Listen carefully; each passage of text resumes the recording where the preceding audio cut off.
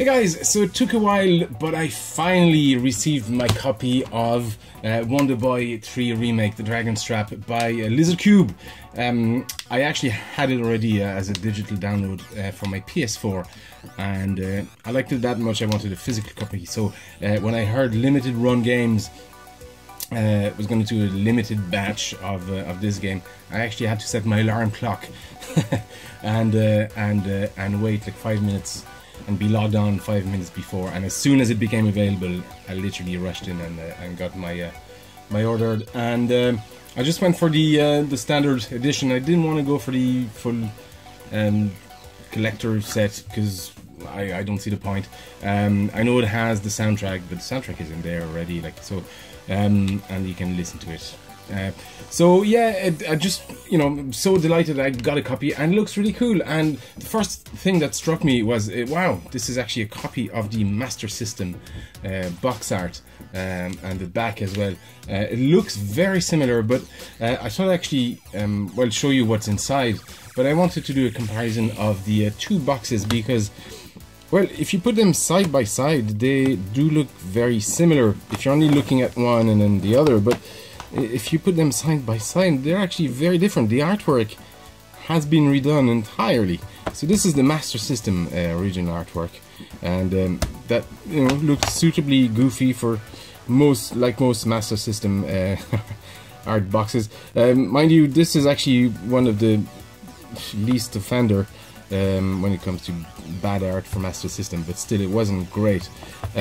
And this has been redone to more look like the in-game characters. Actually, the squids look like this in the game and not like this. The dragon looks like this and not like this at all. And the main character sort of looks more like this, you know. So aside from the snakes, that, you know, there's no big difference really, but the artwork has been entirely redone for the best, I think. So I wanted to show you what's inside, because, you know, most of people watching actually won't have one of these. It's limited to, I think it was 3,000 or something like that, so it's not a lot. And well, what's inside is this. So you have the CD, which I love. It looks really cool. The new artwork from the game. It looks very much like a Bill Watterson type of art, which I love. So you got the limited run card, which I assume tells you this is the batch number. I'm not sure, actually, or I don't know what this number is for. If somebody knows, actually let me know in the comments, because I don't know. There's a sort of a coupon for game reward for, and I looked at the website. It gives you a website, and you can get, I don't know, just trinkets really. I'm not sure how it works. I'll have to look more in detail into it. But you have to actually fill out a form and send them stuff. Send them the form and the coupon and the and this guy. So I'm not sure. I'll have to look into it and see what you can get from that. Not much, I assume. So you got this, you got this, you got the CD, of course, and then the manual, which again is done sort of kind of like the box. Not quite like the Master System manual. This is the Master System manual, and this is the PS4 run manual. Master System manual was pretty uneventful. It was actually translated in all these languages at once on across 2 pages. You get the odd screenshot, some artwork, but it was a rather underwhelming experience as far as manuals go. Towards the end, you had all the monster descriptions and all the dragons. There you go. But it wasn't a ton of info, really. It wasn't a manual that you wanted to go back again and again. So this is more like it, actually, I have to say. Look at this. It's really cool. I would have loved to have something like that in color, but I'll take black and white. It's still cool. And I would have certainly loved to have something like that at the time. Mind you, the fact that it's in black and white or blue and white sort of makes it more reminiscent of manuals back then, and it's in gloss paper as well. It's lovely. So colors would have been nice, but actually it's more much more reminiscent of the experience that I had as a kid with manual, so fair enough. And this CD, so there's a funny thing happening here. It actually doesn't clip on, so you can't lift it. You have to literally just flip the C over, so I'm not sure why that is. But inside, it's got that sort of reversible cover. And I have to say, as much as this is cool and it's a nice touch, I already have a game that looks like that. I have this game, and I have the cart in it, and it's in, you know, pretty decent condition.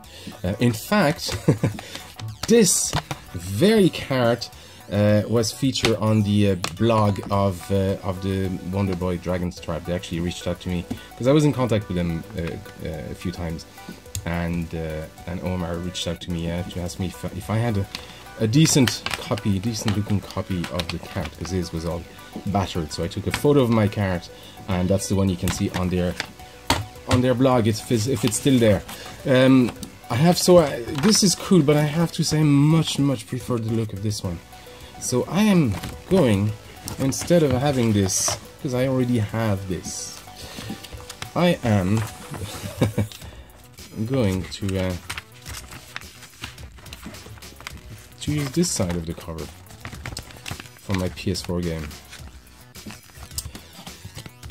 And if you haven't played the Dragon's Trap, I truly recommend it.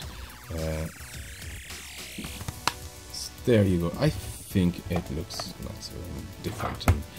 And, yeah, this is a really cool touch, but I don't quite see the point of having two of the same. And I know they're not the same, because this one is actually nicer, but if I was going to go for a nicer cover, I'm gonna go with this. Anyway, this is the Wonderboy, the Dragon's Trap remake by Lizard Cube, and what a great remake this was. This is what remakes are all about, and should be like. If you haven't played this game, I really encourage you to either play this version, or both if you get a chance. In fact, if you get this guy, you can play the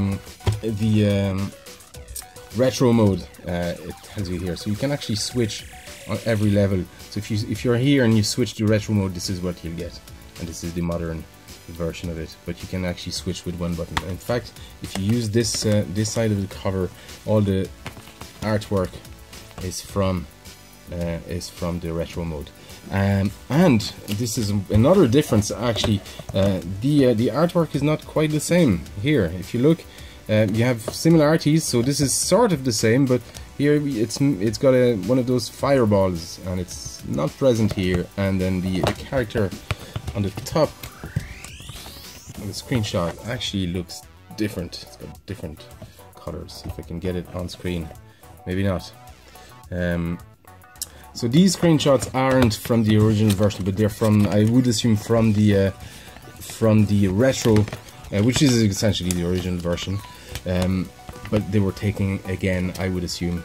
So cool differences actually. I do like the fact that it's different. I really do. But I'm gonna go for this color. And that's what the game is all about. Anyway, guys, I hope this was of some interest. I'm really excited actually to receive this. I'm going to put it in my PS4 and play it again for a while, because it's such a really cool game. It's one of those games that puts you in a good mood, even when you lose. Because when you lose, you get back to the monster village, and that tune, you get back to this place, and the tune that plays there was one of my first Wonderboy cover on the music channel, and it has that ring to it that just tells you, as my friend Chris said, that everything's gonna be fine, and you know, you're not dead, you're just going one more round. So do try it.